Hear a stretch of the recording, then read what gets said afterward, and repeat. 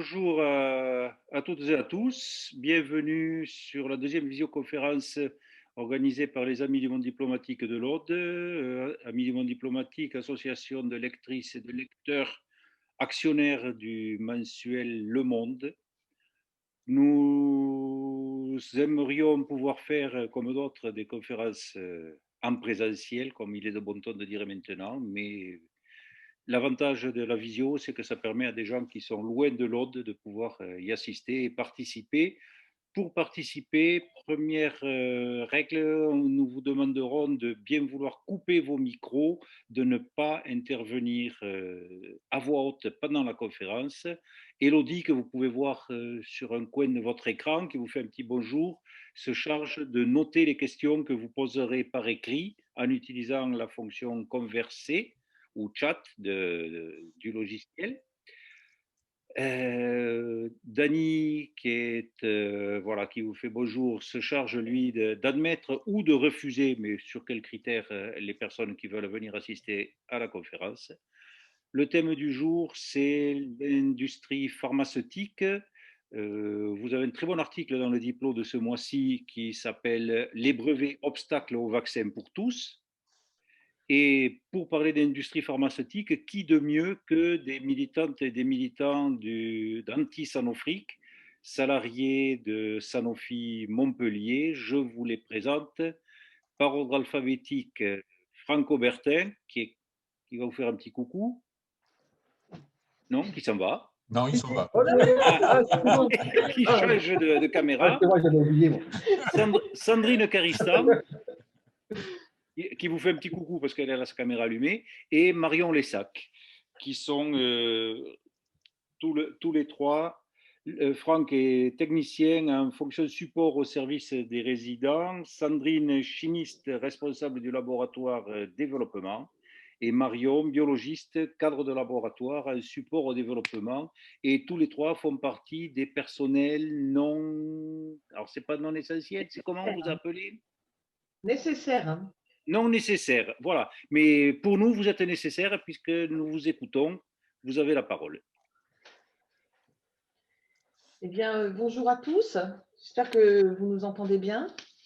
Donc, voilà, je vais vous présenter déjà notre collectif, le collectif anti-Sanofric. Donc, le collectif, nous sommes constitués donc, de la branche recherche et développement du site de Montpellier. Et donc, on s'est retrouvés, en fin de compte, suite au plan social de 2012 dans la R&D. Et c'est là qu'est né notre collectif. Au départ, on était plus tourné sur l'organisation des mobilisations, le côté militantisme, banderole et autres festivités.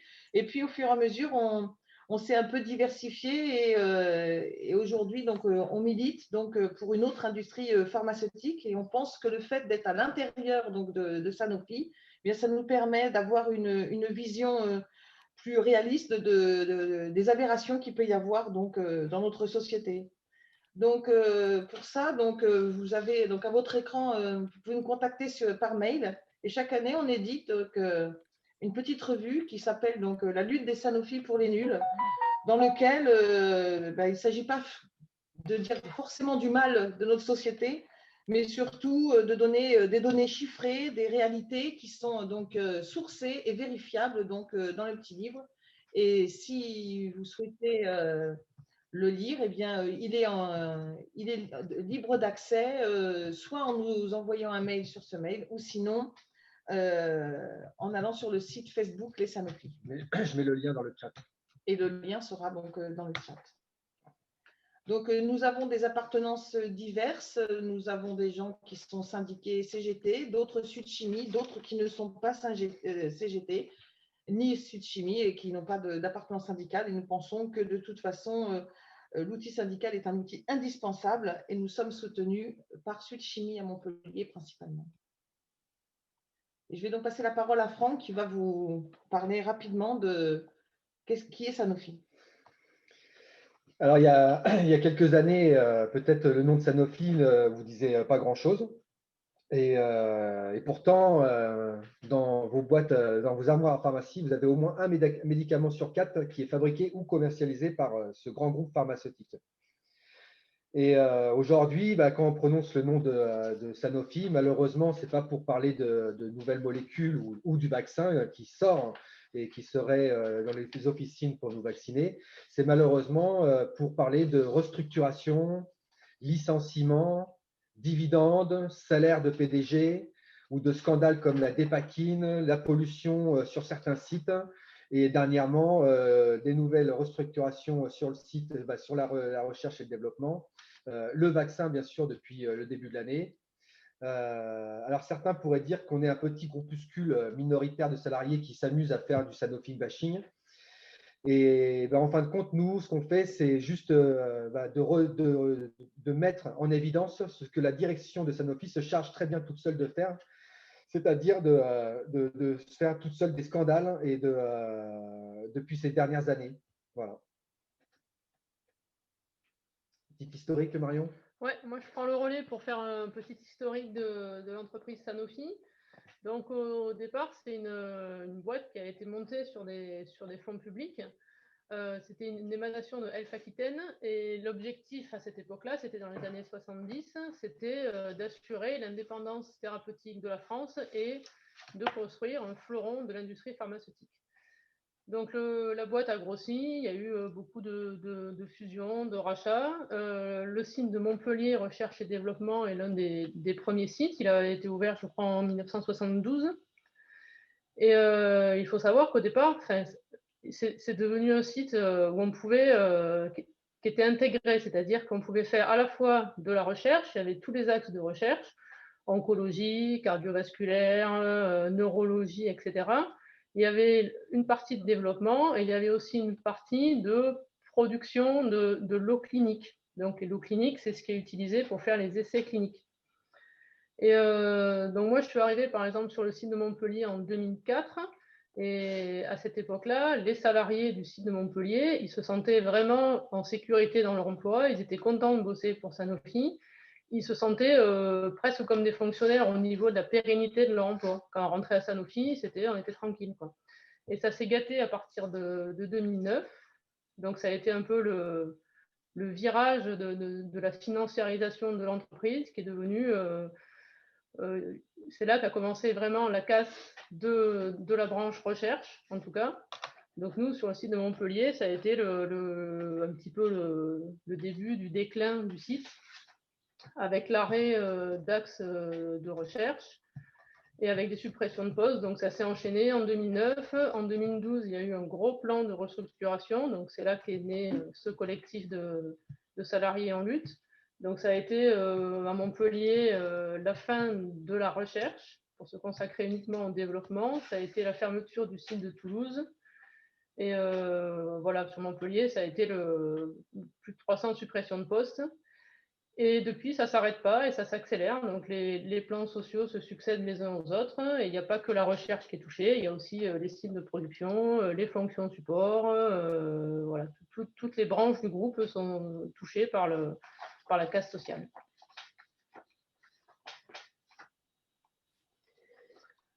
Voilà, donc vous pouvez voir ici l'évolution en fin de compte des logos. Donc de mon côté, voilà, moi je suis dans la boutique depuis à peu près 35 ans.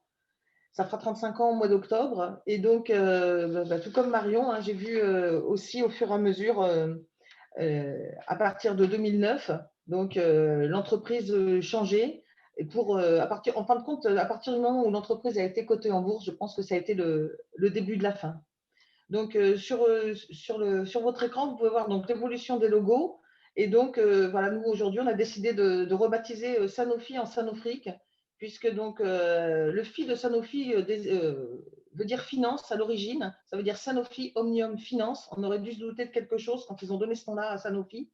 Et je pense qu'aujourd'hui, vu qu'on ne voit la recherche que par le profit, je pense que Sanofric convient bien mieux à notre entreprise qu'autre chose. Et donc, du coup, on va commencer à vous expliquer au travers de quelques exemples les dégâts que peut faire donc la finance, à savoir donc, le capitalisme dans la pharma, donc toujours par le prisme donc, de notre entreprise, Mais ce qu'il faut savoir, c'est que ce qui se passe à Sanofi, eh bien, ça peut tout à fait s'appliquer à d'autres entreprises qui, hélas, sont en charge donc, de la santé publique. Et donc, on va commencer par les antibiotiques. Je vais laisser la parole donc, à Marion qui va vous expliquer un petit peu ce problème.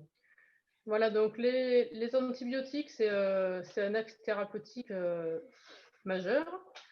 Et donc Sanofi, jusqu'en 2018, avait un axe de recherche sur les antibiotiques, mais il y avait déjà très peu d'ambition sur ce secteur. Il faut savoir qu'on est une entreprise de 100 000 salariés. Il y avait une unité de recherche de 100 salariés qui travaillaient sur les anti-infectieux. Donc anti-infectieux, c'est antibiotiques et antiviraux aussi et antiparasites. Par exemple, le paludisme, ça fait partie des maladies infectieuses aussi. Donc, il y avait déjà très peu d'ambition jusqu'en 2018 sur la recherche sur les anti-infectieux, alors dans Sanofi, mais aussi dans les autres groupes pharmaceutiques. Et ils ont décidé, donc, en 2018, d'arrêter complètement la recherche dans cet axe thérapeutique.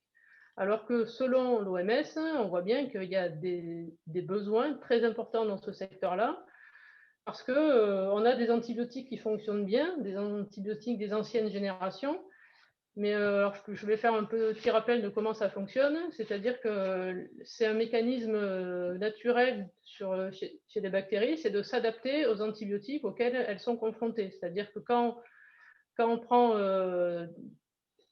trop d'antibiotiques ou qu'il y a aussi un problème avec le fait que c'est très utilisé dans l'élevage des animaux, donc il y a des résistances qui apparaissent. Donc, c'est un phénomène naturel, mais c'est accentué par un mauvais usage des antibiotiques et par le fait qu'on en consomme trop. Donc, en tout cas, ce qui est sûr, c'est qu'il faut qu'on innove dans ce secteur-là pour trouver des nouvelles classes thérapeutiques pour soigner des bactéries qui sont résistantes. On le voit souvent, c'est dans les hôpitaux qu'on chope le staphylocoque doré, par exemple, c'est le plus connu. C'est une bactérie qui est résistante aux antibiotiques et on n'a pas de solution thérapeutique. Donc, que fait Sanofi devant les demandes de l'OMS qui exhortent les big pharma à travailler sur les antibiotiques? Il décide en 2018 d'arrêter complètement sa recherche sur les antibiotiques. Alors, pour quelles raisons? C'est pas tellement que c'est des médicaments qui ne sont pas rentables, c'est des médicaments qui ne sont pas assez rentables. C'est-à-dire que Sanofi exige un niveau de rentabilité très élevé. Un médicament qui rapporte un peu d'argent, ça ne leur suffit pas, ils préfèrent carrément arrêter. Et le problème de l'antibio aussi, c'est que c'est des médicaments qui vont soigner relativement bien. Donc, quand on prend un traitement, en général, on le prend pendant 7 jours et puis on est guéri. Donc ça, les industries pharma, ça ne les intéresse pas. Ils préfèrent des traitements qui vont être pour des maladies chroniques où les gens vont être sous traitement à partir de 40 ans jusqu'à la fin de leur vie. Après, il y a une autre raison aussi pour laquelle ça n'intéresse pas la Big Pharma, c'est que c'est souvent des pays aussi à bas revenus qui auraient besoin d'antibiotiques ou d'antiparasites, comme le paludisme par exemple. Et c'est des pays qui ne sont pas assez riches, pas assez solvables, donc ça ne les intéresse pas. Et la troisième raison, c'est que si on trouvait un antibiotique pour soigner des bactéries multirésistantes, c'est-à-dire un nouvel antibiotique, il faudrait en faire un usage le plus limité possible, parce que si on inonde le marché avec un nouvel antibio, ce qui va se passer, c'est que les bactéries vont finir par résister. Donc, ça fait 3 raisons qui font que les big pharma ne s'intéressent plus à cette classe thérapeutique. Et le problème qu'on voit, c'est qu'il faudrait les obliger à travailler sur ce secteur-là. Parce que si on laisse aux financiers le choix des axes thérapeutiques, eux, ils n'iront pas. Donc, la seule chose que font les gouvernements, c'est des incitations. Donc, c'est encore des aides, des plans, des programmes de recherche pour aider la pharma à travailler sur ces secteurs-là. Bon, nous, on considère qu'il ne faut pas les aider ou les inciter, il faut les obliger, parce que sinon, ils ne le feront jamais. Et donc, chez nous, chez Sanofi, c'est en plus un exemple où on a vu à la fois de la casse sociale à l'intérieur de l'entreprise, et aussi un problème de santé publique. Il faut savoir que quand on a eu notre plan social en 2012, il y a des salariés qui sont partis de Montpellier parce qu'ils perdaient leur emploi. Ils sont allés en région lyonnaise pour travailler sur l'unité des anti-infectieux. Ils sont arrivés en 2016, ils se sont réinstallés, etc. 2 ans après, Sanofi a décidé de fermer leur unité de recherche. Donc là, on voit les deux aspects du problème. C'est à la fois de la casse sociale et à la fois un problème de santé publique. Tu peux même dire que c'est même pas que fermé, c'est carrément ils les ont vendus. Ils les ont donnés. Alors, ils les ont pas vraiment, ils les ont donnés à une petite boîte pharmaceutique allemande qui s'appelle Evotech. Sanofi disait qu'il n'avait pas les moyens, lui, de poursuivre les programmes de recherche sur les anti-infectieux, mais une petite boîte, toute petite par rapport à Sanofi, avait soi-disant les moyens de le faire. Depuis, on n'a rien vu sortir de plus de cette boîte Evotech. Voilà un des exemples de la stratégie financière de l'entreprise. Donc, on va repartir sur le site de Montpellier, qui hélas, a été le témoin de quelque chose de scandaleux, à savoir donc, la destruction d'un bâtiment entièrement neuf. Donc, en 2011, a été construit sur le site de Montpellier un bâtiment de 12 000 mètres carrés à la pointe de la technologie, qui était censé donc répondre aux besoins donc, de fabrication de principes actifs à visée thérapeutique, des principes actifs dits petites molécules chimiques. Donc, qu'est-ce que l'on appelle des principes actifs petites molécules? Il faut les différencier des biotechnologies. Le principe actif petite molécule chimique est synthétisé par voie chimique traditionnelle, donc ce que l'on pourrait appeler la pétrochimie, alors que les biotechnologies, ce sont de très grosses molécules qui ne peuvent pas être synthétisées artificiellement et qui, du coup, relèvent donc du vivant. Donc, à Montpellier, nous étions spécialisés donc, dans la synthèse de principes actifs chimiques. Donc, en 2012, a été construit un bâtiment que vous voyez donc d'ailleurs sur les deux photographies présentées. Donc, 12 000 mètres carrés, il a coûté la bagatelle donc, de 110 millions d'euros. Et donc, juste pour vous donner un exemple, c'est entre 1 à 2 télétons. Voilà, un téléthon, c'est à peu près 100 millions d'euros par an, sauf cette année, un petit peu moins. Donc, voilà, il contenait à l'intérieur, on pouvait faire en parallèle 4 synthèses différentes de principes actifs. Donc, un principe actif, c'est la force du médicament. Par exemple, dans le Doliprane, c'est le paracétamol, pour vous donner un aperçu. Donc, on pouvait faire 4 synthèses en parallèle en utilisant 2 à 3 réacteurs simultanés par synthèse. Donc, voilà, il a été construit, sauf qu'en 2012, le premier plan de restructuration arrive et Sanofi décide de prendre un virage technologique et d'abandonner au fur et à mesure la synthèse des produits chimiques au bénéfice donc des biotechnologies. Que Sanofi veuille faire des biotechnologies, grand bien lui fasse, puisqu'il faut a priori trouver des remèdes pour tout le monde. Par contre, quand on se revendique entreprise de santé, on se doit d'aller chercher partout où il est possible de trouver donc, des traitements et donc abandonner un axe au profit d'un autre, c'est complètement ridicule. Ce qui s'est passé, c'est que donc, ce bâtiment s'est construit, il a été validé, installé, rempli. À l'intérieur, moi j'avais un laboratoire analytique pour analyser ces produits. Et le jour où il a été validé et qu'on a reçu l'autorisation d'utilisation, le lendemain matin, nous avons été convoqués par la direction qui nous a expliqué que nous n'allons pas fermer ce bâtiment, nous allons juste ne pas l'ouvrir et nous allons le mettre sous cloche. Cette mise sous cloche a duré environ 2 ans et ce qui s'est passé, c'est que Sanofi a décidé purement et simplement de détruire ce bâtiment. Et donc, vous avez ici donc, des images de ce bâtiment, donc, qui, je vous rappelle, a coûté donc, 107 millions d'euros. Et à la place aujourd'hui, et ce n'est pas une blague, à la place aujourd'hui, vous avez, le symbole est fort, un jeu d'échecs géant qui a été construit pour ce qu'ils appellent la qualité de vie au travail. Donc, votre santé, on s'en fiche un peu. L'important, c'est d'avoir donc ces jouets pour les salariés. À quoi aurait pu servir donc ce bâtiment? Eh bien, il aurait pu servir déjà à sa propre utilisation originelle, donc à synthétiser des principes actifs, à savoir les médicaments de demain. Il aurait pu servir aussi à synthétiser les médicaments essentiels que l'OMS, qui se trouvent en pénurie de façon régulière et qui sont dénoncés donc par l'OMS. Et on l'a vu au début de la pandémie, hein, on a commencé à être en rupture, par exemple, de Curare et ces autres médicaments nécessaires pour l'intubation des patients. Et il aurait pu aussi, dans une moindre mesure, au tout début de la pandémie, eh bien, fabriquer des milliers de litres de gel hydroalcoolique qui ont si cruellement manqué donc, à nos soignants. Voilà, donc aujourd'hui, quand Sanofi construit une maison, si la cuisine ne lui plaît pas, il décide donc de détruire la maison. Et donc, je passe la parole à Franck qui va vous parler justement d'une petite molécule qui s'appelle la dépakine. Ouais. Alors moi, je vais vous parler oui, de donc, la dépakine, médicament commercialisé dans les années en 1967. Donc, médicament qui est utilisé pour le traitement d'épilepsie et qui réduit l'intensité ou les fréquences de crise épileptique. Donc, c'est un bon médicament à la base chez Sanofi. Hein. Ça n'a pas été là le problème de ce scandale. Hein. Je vais essayer de vous l'expliquer assez facilement. Alors, donc, ce médicament est sorti en 1967. Dans les années 75, entre 75 et 78, on commence à parler de ce médicament, surtout de sa molécule, le valproate de sodium, qui peut avoir des effets secondaires tératogènes. Donc, qu'est-ce que c'est les effets secondaires tératogènes?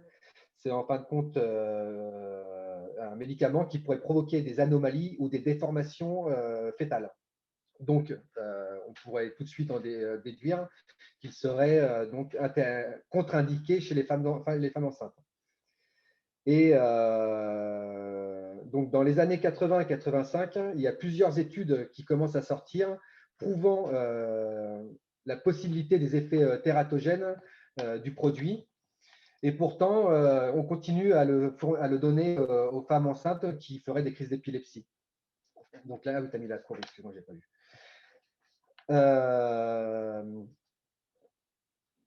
Je vais y arriver.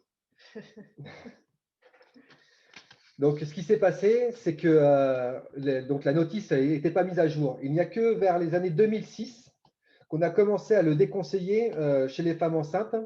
2013, on a renforcé un peu plus la mise en garde et il a fallu attendre 2014 pour vraiment avoir une restriction au niveau européen. Et donc, il a fallu, en fin de compte, plus de 30 ans, voire 40 ans, pour que Sanofi réagisse et puisse faire des mises à jour avec des vraies contraintes et des recommandations à ne pas traiter les femmes enceintes épileptiques avec ce traitement. Aujourd'hui, ce qui se passe, c'est qu'il y a une association qui s'appelle l'APESAC. Alors, je n'ai pas le nom, par contre, APESAC. Je ne connais pas le nom exact, mais c'est… C'est l'association des parents d'enfants au syndrome de l'anticonvulsivant. Merci. Voilà. Donc, l'APESAC, qui est la présidente est Marine Martin, qui a subi justement les effets secondaires du valproate de sodium via la dépakine, qui se bat tous les jours et encore aujourd'hui afin de faire mettre à jour les notices, que ce soit en France, en Europe ou dans le monde, jusqu'à apposer un logo interdit aux femmes en grossesse qui prendraient ce traitement. Malheureusement, ce scandale ne s'arrête pas que à la mise à jour de la notice et à ce médicament que Sanofi savait qu'il y avait des effets secondaires tératogènes. Il va aussi jusqu'à l'indemnisation des victimes. C'est-à-dire qu'aujourd'hui, par exemple, moi, en tant que salarié, j'ai eu une communication interne de la part de notre direction me disant que Sanofi a tout fait dans ce scandale pour prévenir les médecins, la sécurité sociale, l'agence des médicaments, l'État, et qu'il n'a rien à se reprocher. Et donc, en fin de compte, Sanofi, ce qu'il veut, c'est ne pas faire de… il veut débourser 0 € pour indemniser les victimes. Et ce qui est grave quand même dans ce truc-là, c'est qu'en plus, on s'est rendu compte que l'effet tératogène, il est transgénérationnel. C'est-à-dire qu'une femme qui a pris le médicament de la dépakine donc va sûrement avoir des enfants avec des malformations fétales. Et ces enfants, s'ils ont des enfants, eux aussi, probablement, auront aussi des effets secondaires. Et aujourd'hui, donc, l'État a ouvert l'OMNIAM. Alors ça, par contre, j'ai la définition, je l'ai sous les yeux, facile. C'est l'Office national d'indemnisation des accidents médicaux. C'est un organisme qui est chargé d'examiner les plaintes des patientes et qui sert, en fin de compte, quand vous attaquez et que vous demandez à être indemnisé parce que vous avez eu des effets secondaires sur un médicament, à être indemnisé si vous gagnez en justice. Et aujourd'hui, Sanofi débourse 0 € pour ses patients. C'est donc l'État qui s'occupe d'indemniser les patients. Et juste pour ajouter une chose, pour voir jusqu'où va le cynisme de Sanofi, même maintenant, Marine Martin et son association s'est battue pour qu'il y ait le logo interdit aux femmes enceintes, déconseillé aux femmes enceintes sur la boîte en Europe. Mais le médicament est commercialisé dans d'autres pays où ils ne mettent pas le logo. C'est-à-dire que tant qu'on ne les oblige pas par une décision de justice à le faire, ils ne le font pas. Donc il y a encore des femmes qui peuvent être enceintes et prendre de la dépakine avec des effets dramatiques sur leurs enfants à venir. C'est ça. Et donc des notices aussi pas à jour. Tout à fait. Et donc le lien avec je continue sur Mourinx. Ouais. Et donc le lien avec un deuxième scandale, ça va être le valproate de sodium, dont la synthèse de la dépakine, donc la fabrication de la dépakine, qui est un Mourinx. Et donc il y a eu un scandale aussi sur Mourinx, un scandale de pollution. Et en fait, c'est Mediapart qui a ouvert le sujet, c'était en 2018, qui faisait un article sur le contrôle des incinérateurs du site de Mourinx, où il y a 3 cheminées. Et en fin de compte, Sanofi, sûrement pour des raisons économiques, ne faisait le contrôle que sur une seule des cheminées. Et donc, cet article faisait effet de pollution dans l'atmosphère d'un intermédiaire de la synthèse de la dépakine, qui est le 2-bromopropane, c'est ça, voilà. Et donc, on a relevé dans l'atmosphère un taux de cet intermédiaire de synthèse, pas à 10 fois, pas à 100 fois, pas à 1000 fois, mais 190 000 fois plus élevé que ce qu'il n'est permis. Et on a aussi mesuré des rejets de valproate de sodium en quantité au-dessus de la normale. Donc, le valproate de sodium, comme je vous disais tout à l'heure, qui fait de graves effets indésirables. Et ce qui s'est passé, est-ce que tu mets… Non, tu n'as pas la courbe. Je n'ai pas mis la courbe. Okay. Alors, je vais grossir parce que je ne vois pas grand-chose. Donc, en fin de compte, Mourinx, nous, on l'a appelé la saga de Mourinx, parce que c'est passé, c'est-à-dire que Sanofi ne reconnaît pas polluer. Il le dit que c'était, en fin de compte, c'est arrivé comme ça. Et il y a la CGT du site de Sisteron et Mourinx qui s'est occupé un petit peu du site, et aussi des associations de riverains. Et on parle à des moments où on retrouvait les rues autour du site, des rues blanches de poudre, en fin de compte, de cette pollution qui venait de ces incinérateurs. Et la DREAL, qui s'occupe justement de ce genre de rejet dans les airs, de pollution, la DREAL s'est occupée et a fait des inspections directement sur le site. Et il s'est avéré que même les inspecteurs étaient obligés de menacer la direction du site, de devoir donner les chiffres exacts de cette pollution, de ces machines qui polluaient, parce que l'Adréal se rendait compte que Sanofi mentait ouvertement à l'inspecteur du travail. Et il s'est passé qu'en fin de compte, au lieu de mettre tout de suite à jour ou ces machines ou les filtres qu'il y a dans les incinérateurs, Sanofi a décidé de temporairement fermer le site de Mourinx. Mais au lieu de dire que c'était parce que pour des travaux, c'était plutôt une communication auprès des salariés de ce site. C'est la faute de la CGT qui, en faisant des communiqués de presse, en interpellant les politiques locaux, mettait en danger l'emploi des salariés du site, mettait en danger le site. Donc cette affaire, elle a eu énormément de rebondissements avec des décisions d'arrêté préfectoral au niveau du site. Et le site a réouvert sans qu'il y ait eu vraiment de travaux. Et s'il y a eu des travaux, il y a eu un moment, donc l'inspection du travail qui parlait d'un local qui n'était pas assez aéré pour les salariés qui y travaillaient. Et donc, Sanofi, dans sa grande splendeur, a fait une porte pour pouvoir ouvrir et un petit peu aérer ce local.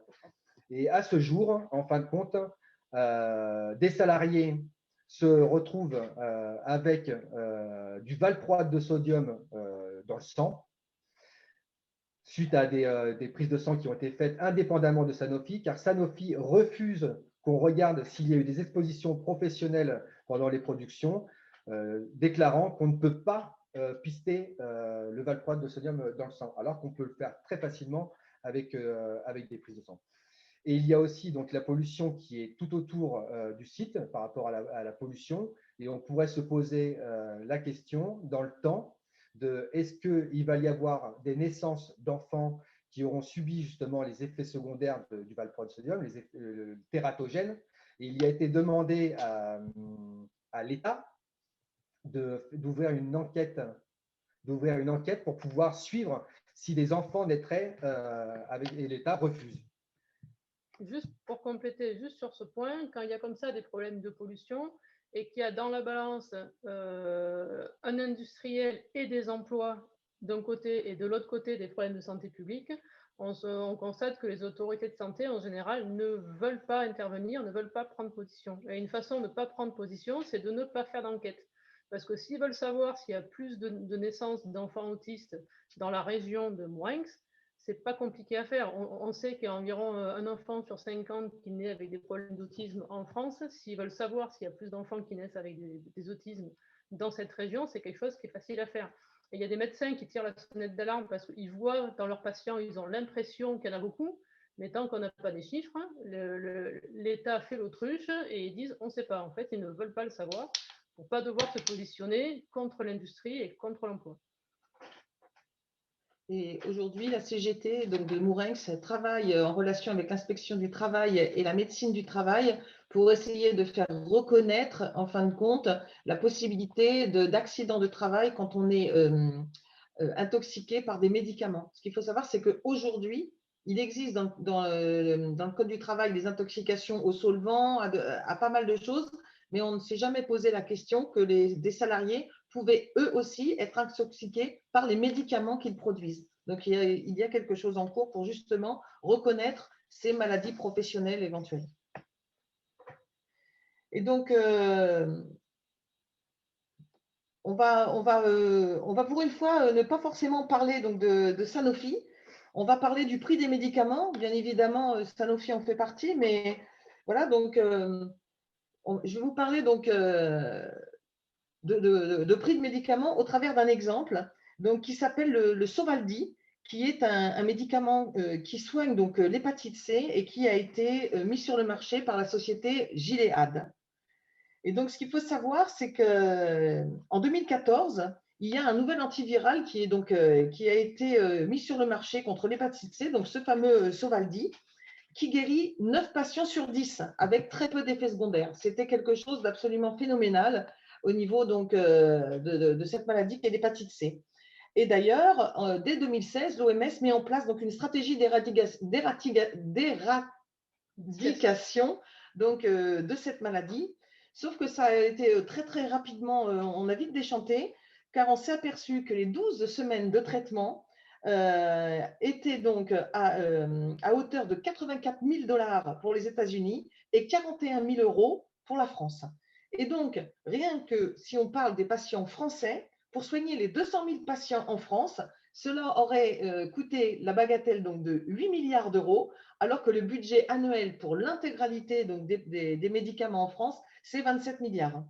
Et donc, du coup, ce qui s'est passé, c'est qu'à l'époque, donc Marisol Touraine, plutôt que de s'indigner du prix de ce médicament qui soignait vraiment les gens, eh bien, a fait un arrêté ministériel qui prévoyait plutôt la distribution aux malades les plus atteints. C'est-à-dire qu'on donnerait ce médicament à partir du moment où les malades auraient des dommages irréversibles au foie. Donc, ça veut dire qu'à cause du prix de ce médicament, on refuse le traitement à certaines personnes, un traitement qui pourrait les guérir et sauver leur vie. Donc, ce qu'il faut savoir, c'est que depuis, l'entreprise Gilead, avec ce médicament, a vu son profit augmenter de 26 milliards en 2013 et en 2017 a reversé la bagatelle de 15 milliards de dollars de dividendes. Ces 15 milliards de dollars représentent le montant qu'il suffirait d'avoir pour soigner l'intégralité des gens sur la planète contre l'hépatite C. Donc, pour faire baisser les prix, on pourrait croire que la production de génériques pourrait faire baisser le tarif de ce médicament, Mais hélas, la politique des génériques est bloquée par l'entreprise Gilead qui rallonge les délais d'enregistrement. Et pourtant, ce qu'il faut savoir, c'est que ce médicament, le Solvadi, il a été commercialisé par l'entreprise Gilead qui a racheté l'entreprise Pharmacet. Et cette entreprise Pharmacet avait été aidée par des fonds publics à hauteur de 880 millions d'euros par un office public qui s'appelle le NIH aux États-Unis. Et donc, l'entreprise Gilead a racheté donc le brevet à cette petite entreprise et a décidé seule donc, de mettre un tarif à 84 000 $ le traitement, quand son coût de fabrication a été estimé à, tenez-vous bien, 42 $ en incluant 10% de marge. Voilà. Donc, ce qu'il faut savoir, c'est qu'aujourd'hui, il y a donc, vous avez devant les yeux donc la campagne de Médecins du Monde qui avait eu lieu donc à peu près en 2015. Cette campagne aurait dû être affichée partout en France, mais elle a été interdite par les annonceurs d'être placardée donc dans les zones classiques donc où on a de publicitaires. Et donc, ce qu'il faut savoir, c'est que l'Inde, le Brésil, l'Ukraine et ainsi qu'une coalition européenne demandent aujourd'hui l'annulation donc du brevet. Et pour l'instant, ils ont perdu en première instance et ils ont perdu en appel. Donc, ils essayent toujours donc, de faire tomber ces brevets. Et donc, la question qu'on peut se poser, c'est qu'en plus du prix des médicaments, quel est l'intérêt d'innover au niveau d'un traitement médical si les personnes et les systèmes de santé ne peuvent même pas y avoir accès? Et donc, je vais passer la parole maintenant. Donc, c'est toujours à moi. C'est encore moi. Voilà. Et donc, pour vous parler donc toujours de problèmes. Voilà, je vais arriver donc sur le problème du vaccin du virus Zika, et donc on se rapproche de ce qui se passe aujourd'hui. Et donc, ce qu'il faut savoir, c'est que Sanofi, à une époque, quand le virus Zika est apparu sur la planète, Sanofi s'est empressé à répondre présent pour dire, nous, on va travailler sur le virus Zika et essayer donc de trouver un vaccin. Il faut dire qu'à cette époque, la BARDA, maintenant on commence à connaître ce nom, puisque c'est l'office en fin de compte aux États-Unis, leur avait donné 43 millions de dollars pour développer donc un vaccin contre ce virus Zika. La communication du groupe à ce moment-là était, nous, toujours soucieux de donner un espoir à la planète. Nous allons donc travailler sur ce virus. D'ailleurs, vous avez ici une jolie petite plaquette. Sanofi fait beaucoup de plaquettes avec du papier glacé, beaucoup donc de pays pauvres pour réduire les inégalités. Mais par contre, très rapidement, ils se sont aperçus que la pandémie de Zika n'était pas aussi élevée que prévu, et plutôt que de continuer à rechercher donc, sur des vaccins au cas où cette pandémie revienne, eh bien Sanofi a simplement communiqué en disant, je vous cite, Sanofi n'a pas l'intention de continuer à développer ou à obtenir une licence puisque l'Institut de recherche de la BARDA a arrêté ses financements. Nous arrêtons donc pour le moment la recherche sur le vaccin Zika. Donc, ce qui se passe pour le vaccin Zika, eh bien, voilà, aujourd'hui, comme les entreprises pharmaceutiques décident eux-mêmes des vaccins ou des médicaments sur lesquels ils vont travailler, on voit ce qui arrive aujourd'hui dans la pandémie du Covid. Et je vais donc passer la parole à Marion qui va vous parler des vaccins. Voilà, ce qu'on voit au travers de l'exemple de Zika, c'est qu'en fait, des industries privées dirigées par des soucis de profit financier ne peuvent pas répondre aux besoins de santé. Donc là, on l'a vu avec la pandémie et le besoin de vaccins, c'est les États qui ont largement mis la main à la poche pour que les Big Pharma puissent, acceptent de travailler sur les vaccins. Donc les États ont fait des gros chèques sous forme de précommande, de promesses d'achat, parce qu'on aurait pu imaginer que les Big Pharma investissent et que la pandémie finalement s'arrête d'elle-même. Donc on se serait retrouvé avec des industriels qui auraient eu des vaccins qui auraient été prêts, ils n'auraient pas trouvé vendeurs. Donc, c'est pour ça que les États se sont engagés, quoi qu'il arrive, à faire des précommandes et acheter les vaccins, même s'il n'y en avait plus besoin. Donc, on voit bien que ce n'est pas possible, en fait, de confier le médicament, la santé publique, à des acteurs privés qui sont dirigés par des considérations financières. On voit bien que ça ne fonctionne pas. Et là, là, il y a Pfizer, donc la Big Pharma américaine, qui a sorti le vaccin. Alors, c'est un vaccin innovant, c'est un vaccin nouveau, etc. Mais ce n'est pas eux qui ont innové. En fait, ils ont capté le résultat de 30 ans de recherche académique sur l'ARN messager. Ils se sont associés avec une petite biotech qui, elle, fait de l'innovation, donc BioNTech. Ils ont profité aussi du séquençage du virus qui a été fait par la recherche académique et qui a été mis à disposition de tout le monde. Ils ont profité aussi des partenariats publics-privés, de tout ce genre de choses, des crédits d'impôt, etc. Et au final, en fait, c'est Pfizer qui va récupérer tous les bénéfices du vaccin. Ce sera sûrement le produit de santé le plus rentable de ces dernières années. Ça va être un jackpot pour eux.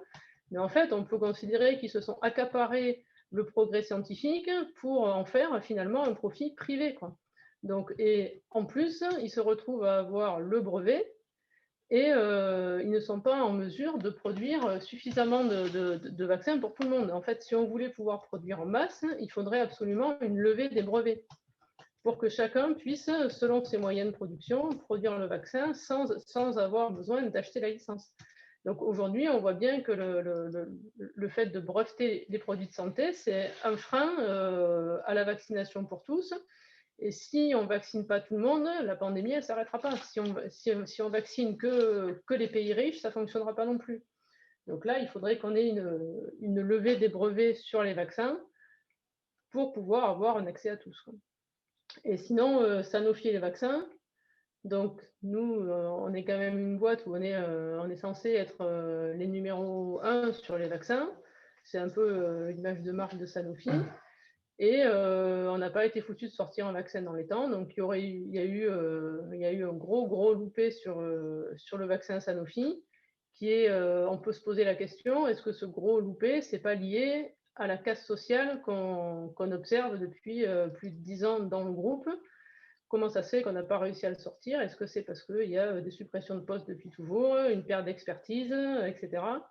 Parce que là, le gros retard qu'a pris Sanofi sur le vaccin, c'est quand même lié à une grosse boulette dans l'essai clinique. Il y a une grosse boulette qui fait qu'ils ont pris 6 mois de retard.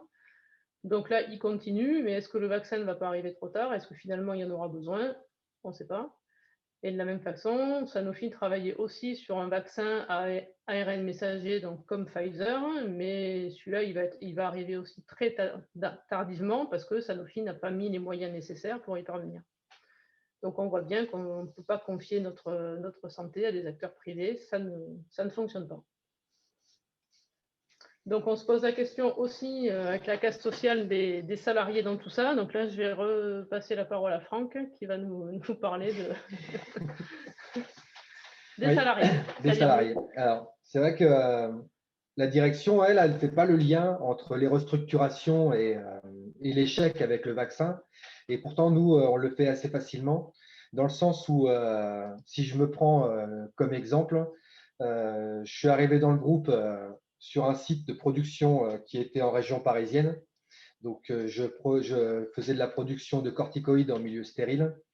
Et ensuite, je suis parti sur Montpellier pour être en recherche amont, exactement dans le service qui s'appelait Système nerveux central. Je faisais de la biologie moléculaire d'extraction et quantification des protéines. Et ça, c'était en 2008. En 2009, on a subi un premier plan de suppression d'emplois. Et donc, mon service a été fermé. Et j'ai été repris dans un autre service qui s'appelait Unité exploratoire. Et je suis arrivé un matin sur le site et on m'a expliqué que j'allais arrêter la biologie moléculaire et que j'allais faire de la bioanalyse sur des machines qui étaient des HPLC et de la spectrométrie de masse pour faire du dosage de bioamine. Et j'y connaissais rien du tout. Mais c'était comme ça. On avait décidé pour moi que ce serait mon boulot à partir de 2010. Donc, comme tout bon salarié, je me suis investi dans mon travail, je me suis adapté.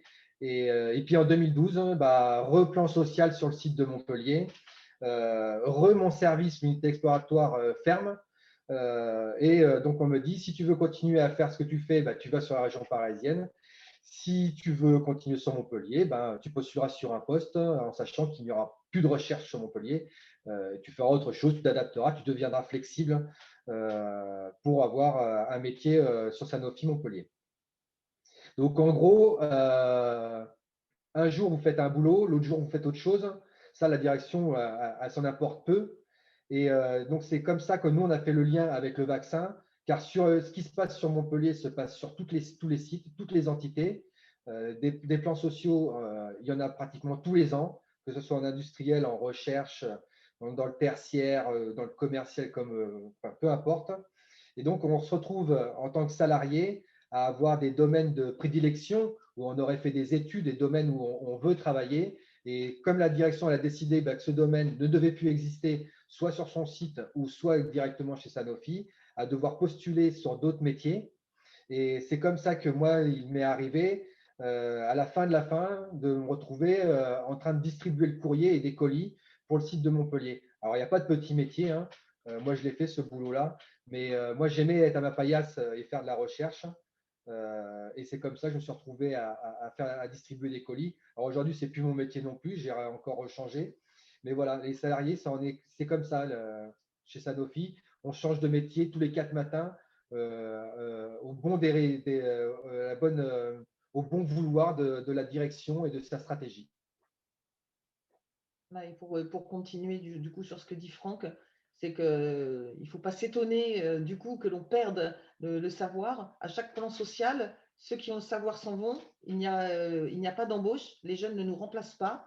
Il n'y a pas de transmission de savoir. La pyramide des âges n'est plus une pyramide puisque la moyenne d'âge sur le Sanofi Montpellier est de 47 ans. Et l'année dernière, il y a eu une embauche de jeunes. Donc voilà, donc aujourd'hui, on voit bien que la variable d'ajustement des salariés fait que on a perdu tout le savoir et ça peut expliquer, ceci explique cela quant au vaccin. On peut même dire que 2012 sur Montpellier, quand les chercheurs sont partis, ça a été rapide et violent. Et on s'est retrouvé donc avec des couloirs, des ailes de bâtiments, des laboratoires vides. Et même peu de temps après, on pouvait s'y balader et retrouver des barreaux aimantés. Donc, c'est pour faire des mélanges, à tourner tout seul sur la paillasse parce que personne ne l'avait arrêté. Et des machines qui prenaient la poussière. Et donc, comme l'a dit Sandrine, il n'y avait pas de transmission du savoir-faire et on a perdu énormément en capacité, en chercheurs qui vraiment étaient des professionnels de leur domaine. Donc on se retrouve, c'est vrai que c'est très dur pour ceux qui restent parce qu'on se retrouve à voir partir tous nos collègues, on fait des pots de départ tous les 15 jours et on se retrouve dans des labos fantômes, on a l'impression que les gens ils sont partis, ils ont laissé leur manip sur la paillasse, on a l'impression qu'ils sont partis manger et qu'ils vont revenir, mais en fait non, ils sont plus là, il y a encore leur nom sur les portes, il y a encore quasiment leurs affaires et ça a été, pour ceux qui restent, c'est quand même assez dur à vivre et c'est dur de se remettre au boulot quand on sait que Sanofi fait le choix, parce que quand ils font un plan social, ils font le choix de faire partir des gens et de les payer des fois pendant 5 ans en pré-retraite. Donc, ils les payent à rester chez eux et nous, on doit trouver la motivation de continuer à bosser, quoi. Donc, c'est quand même une situation difficile. Vous aurez à la fin de la présentation, on a mis quelques graphiques sur l'évolution des effectifs de Sanofi Recherche en France et sur le site de Montpellier. Et donc, du coup, voilà, je vais passer la parole donc à Marion. Ouais, moi, je voulais encore dire un mot sur la stratégie donc, de Sanofi, c'est que toutes les activités qu'on ne fait plus en interne, parce que le seul fil rouge des restructurations, c'est toujours de baisser la masse salariale, donc on est de moins en moins nombreux, et le travail est fait par des prestataires, c'est-à-dire qu'on fait de la sous-traitance. Nos métiers, c'est plus nous qui les faisons, on les fait faire par quelqu'un d'autre, mais par des gens qui ne sont pas des salariés de Sanofi. Donc, c'est un peu le modèle de l'entreprise, c'est une espèce de coquille vide qui fait appel à la sous-traitance. Voilà, et oui, en fait, l'industrie pharmaceutique, c'est une industrie privée qui, eux, ils poursuivent leurs profits, bon, voilà. Mais on a quand même des gouvernements qui sont largement complices de ces grands patrons. Et on a quand même, pour exemple, là vous voyez à l'écran M. Macron et M. Weinberg. Donc M. Weinberg, c'est le président du conseil d'administration de Sanofi depuis plus de 10 ans. Donc on a eu, pendant cette période, on a eu 3 directeurs généraux qui se sont succédés, qui restent environ 4 ans chacun. Donc eux, c'est un peu des mercenaires, hein. Ils viennent, ils font le sale boulot, ils ferment des sites. On est content quand ils partent, mais en général, il y en a un qui arrive qui fait pas mieux, voire pire. Mais par contre, celui qui reste, c'est M. Weinberg. Et lui, il est redevable vis-à-vis des actionnaires. Donc, il n'a aucun engagement vis-à-vis de la santé du grand public. Il n'a aucun engagement vis-à-vis des salariés. Les seuls engagements qu'il a, c'est vis-à-vis des actionnaires. Et ils ont l'air assez satisfaits parce que ça fait 10 ans qu'il est là. Il devait partir à la retraite parce que normalement, la limite d'âge, c'est 70 ans. Et ben, on lui a donné 2 ans de rallonge parce qu'il leur plaît tellement qu'ils veulent le garder encore un petit peu.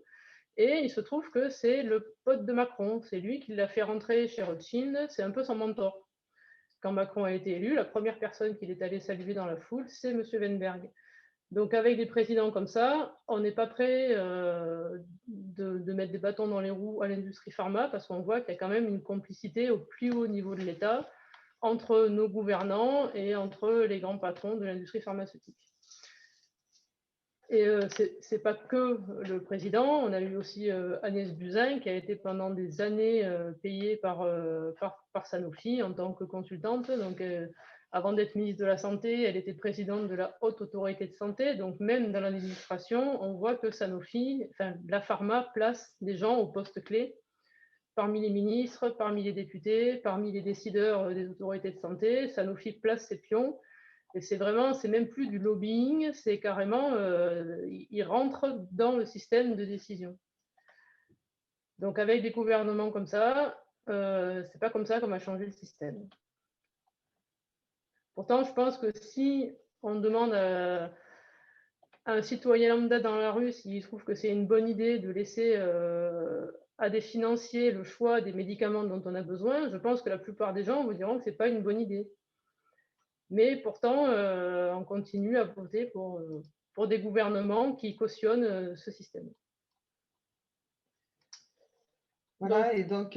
Vas-y, pour conclure. Ben voilà, donc pour conclure, parce que c'est bien beau de dire tout ce qui ne va pas, mais il faut quand même qu'on propose des choses. Et c'est pour ça que, voilà, nous, déjà, déjà au niveau de Sanofi, ce qu'on voudrait, c'est demander l'arrêt immédiat des licenciements dans le groupe, puisqu'on voit que de toute façon, cette stratégie, ça nous a amené dans le mur déjà pour pouvoir fournir un vaccin et des traitements contre le Covid. Et d'autant plus que cette loi interdisant les licenciements devrait logiquement interdire de licencier quand les entreprises, comme par exemple Sanofi, qui fait 35 milliards de chiffre d'affaires, cette année 12 milliards de bénéfices, c'est-à-dire qu'elle a explosé ses records avec une hausse de 390%, donc c'est-à-dire qu'elle s'est bien portée pendant le Covid.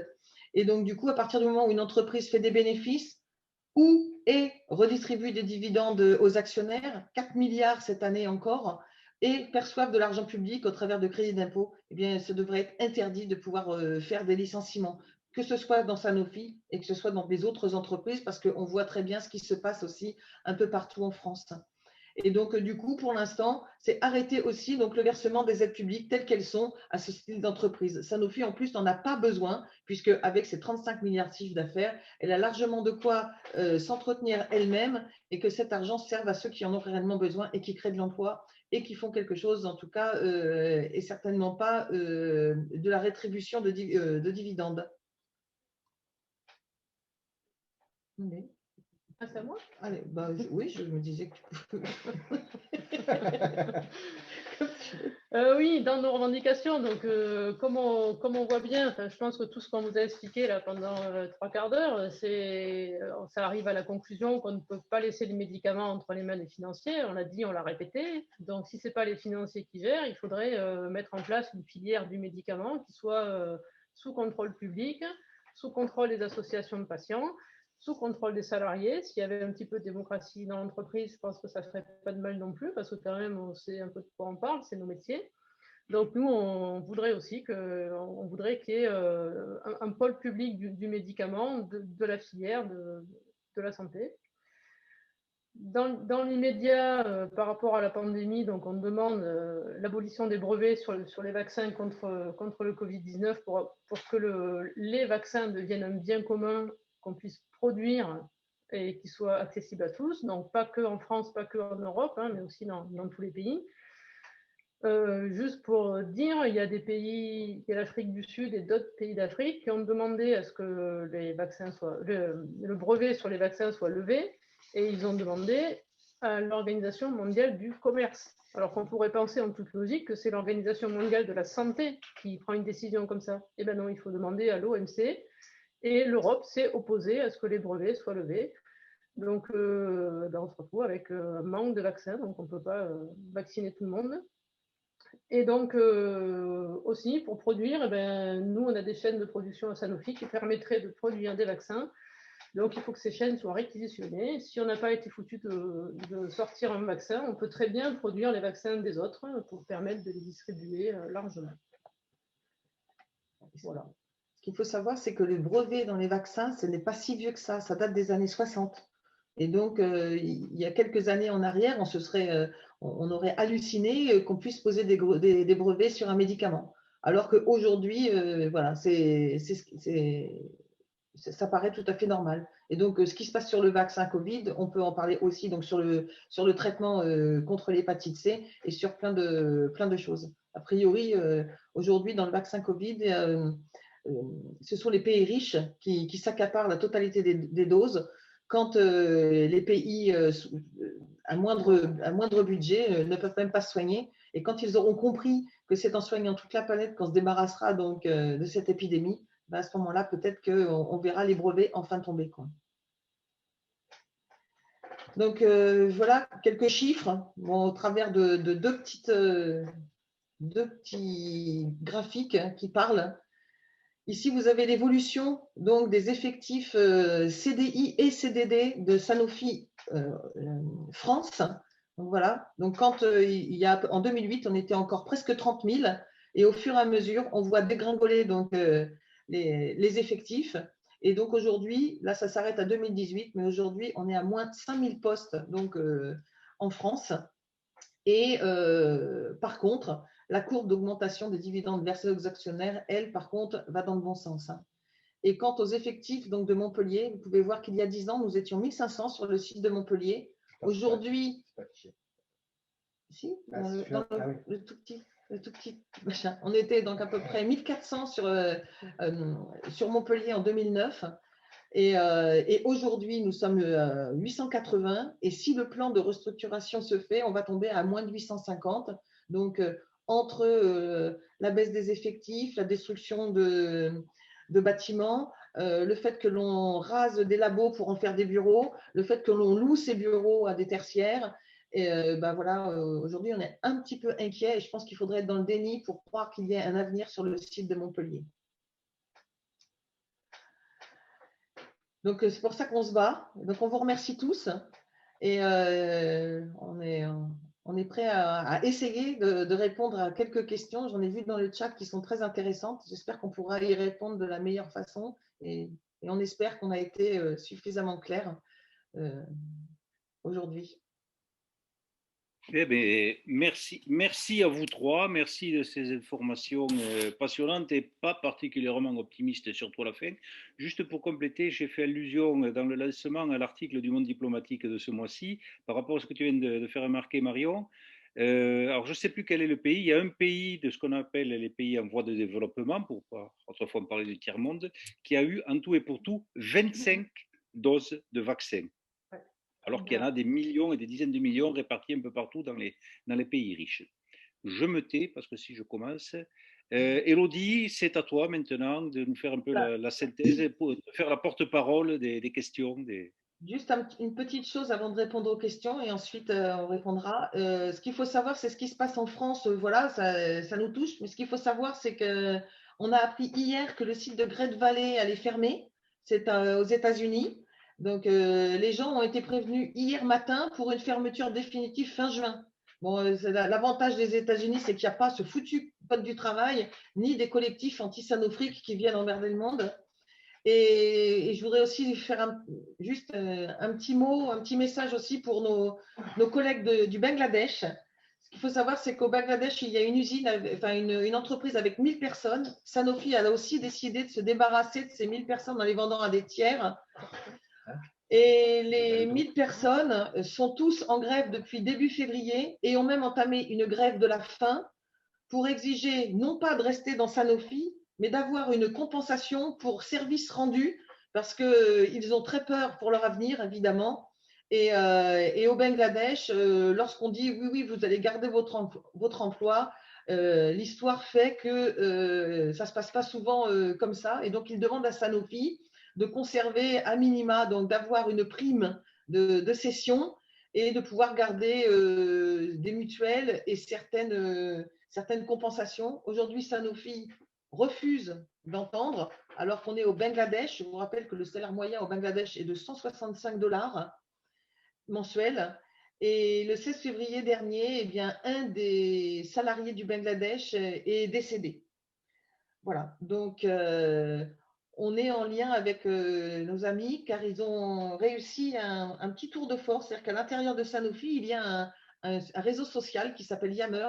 Ils ont inondé le réseau social de Sanofi avant de se faire bloquer. Ils l'ont inondé de photos, de tracts et autres demandes. Et donc, voilà, et aujourd'hui, donc Sanofi, malgré ses 35 milliards de chiffre d'affaires et ses 12 milliards de bénéfices, refuse à 1000 personnes d'avoir à minima une sécurité avant d'être vendu. Voilà, je vous remercie.